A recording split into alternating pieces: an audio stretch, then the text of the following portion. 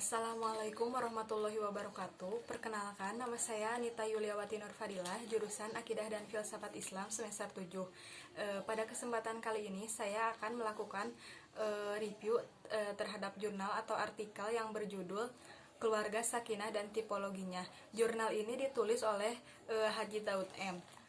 Adapun mengapa artikel ini dibuat, yaitu karena tak lain untuk memperkecil perceraian dan memperkecil munculnya permasalahan dalam sebuah keluarga. Lalu bagaimana metodenya, yaitu dengan cara mengumpulkan data-data serta buku-buku ataupun jurnal yang berkaitan mengenai konsep keluarga sakinah. Selanjutnya, pembahasan artikel ini meliputi kiat-kiat bagaimana agar terciptanya sebuah keluarga yang harmonis. Yang pertama, dalam artikel ini disebutkan salah satu kiat untuk mencapai keluarga yang harmonis, yaitu dengan cara adanya saling pengertian. Saling pengertian di sini yaitu hendaknya kita saling memahami, mengerti tentang keadaan masing-masing terhadap pasangan suami istri, baik secara fisik maupun secara mental. Sebagai manusia, kita hendaknya bisa menerima kekurangan dan kelebihan pasangan kita masing-masing. Selanjutnya, saling menerima kenyataan. Suami istri hendaknya menyadari bahwa hakikatnya jodoh, rejeki, maut itu sudah berada di tangan Allah. Apabila kita sudah berusaha dengan semaksimal mungkin, apabila hasilnya tidak sesuai dengan apa yang kita harapkan, maka disitulah kita harus dapat menerima kenyataan. Selanjutnya, saling melakukan penyesuaian diri. Ketika kita menjalin sebuah keluarga,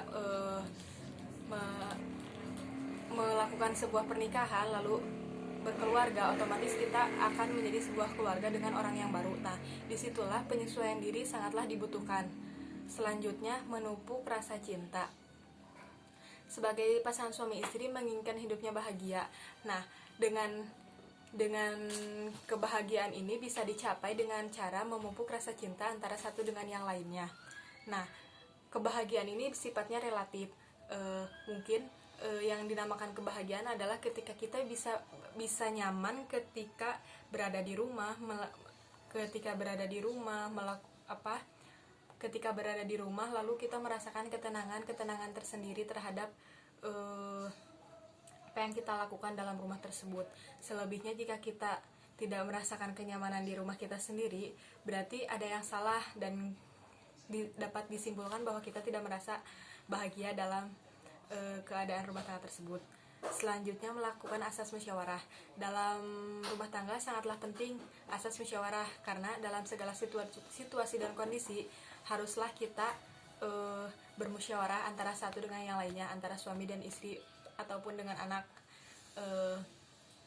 agar ketika kita terjun kepada masyarakat atau ke ruang lingkup yang lebih luas, kita sudah dibiasakan untuk musyawarah dari hal-hal yang kecil terlebih dahulu. Selanjutnya, suka memaafkan. Dalam sikap suami istri itu haruslah ada kesediaan untuk saling memaafkan kesalahan masing-masing. Hal ini sangatlah penting karena jarang sekali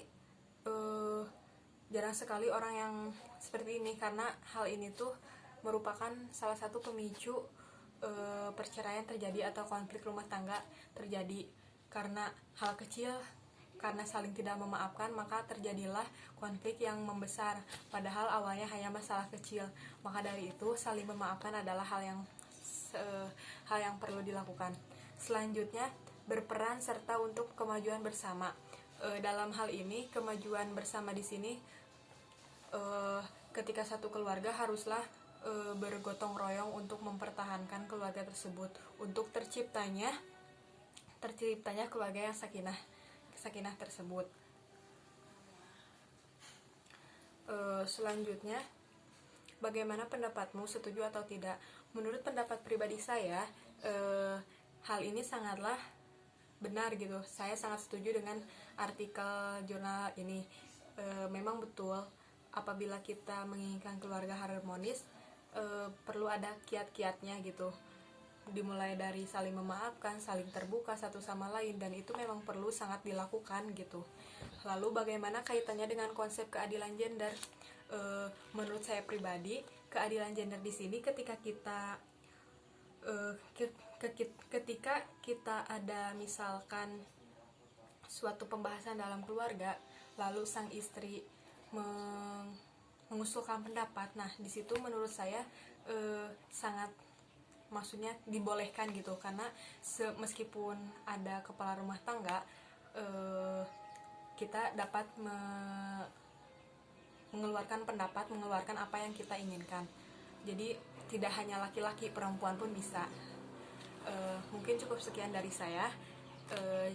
Mohon maaf bila ada salah. Wassalamualaikum warahmatullahi wabarakatuh.